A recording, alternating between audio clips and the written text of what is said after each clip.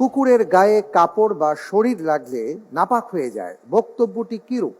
এ সত্য, বি ভুল, সি দুর্বল হাদিস, ডি কোনোটি নয়।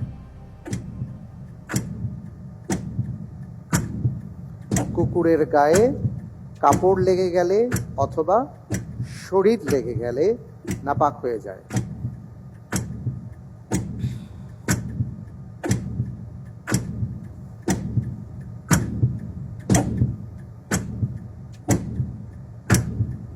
আলহামদুলিল্লাহ, আমি উত্তর হিসেবে বেছে নিচ্ছি অপশন বি, ভুল।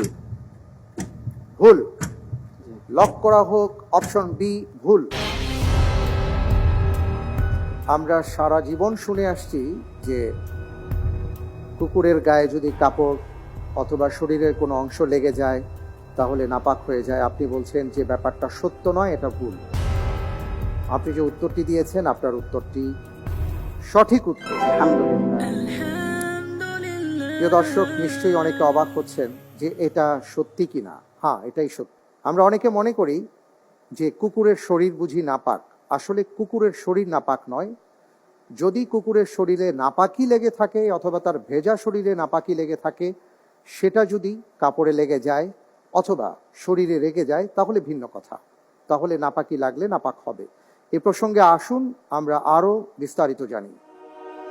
বিবেক, বোধশক্তি ও জ্ঞান অর্জনের যোগ্যতা এবং সত্য মিথ্যা ও ভালো মন্দ পরখ করার ক্ষমতা ইত্যাদির কারণে মানুষ অন্যান্য প্রাণী থেকে আলাদা ও বৈশিষ্ট্যপূর্ণ।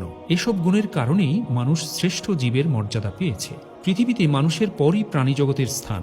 প্রাণীজগৎকে পৃথক জাতিসত্তার স্বীকৃতি দিয়ে কোরআনে ইরশাদ হয়েছে, পৃথিবীতে বিচরণশীল যত প্রাণী আছে আর যত পাখি দুই ডানা মেলে উড়ে বেড়ায় তারা সবাই তোমাদের মতো এক এক জাতি।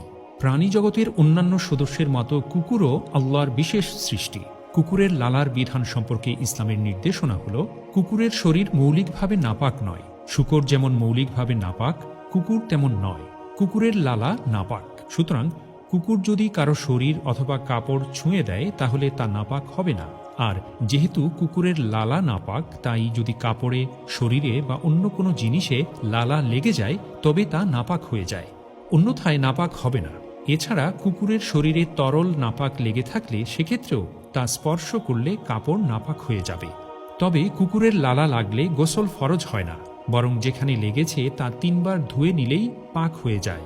কমপক্ষে 3 বার ধোয়া জরুরি, কেননা হাদিস শরীফে এসেছে, আবু হুরায়রা রাদিয়াল্লাহু আনহু থেকে বর্ণিত, রাসূলুল্লাহ সাল্লাল্লাহু আলাইহি ওয়াসাল্লাম বলেছেন, যখন কুকুর পাত্রে মুখ দেয় তখন পাত্রের বস্তুটি ফেলে দাও, তারপর পাত্রটি 3 বার ধুয়ে নাও।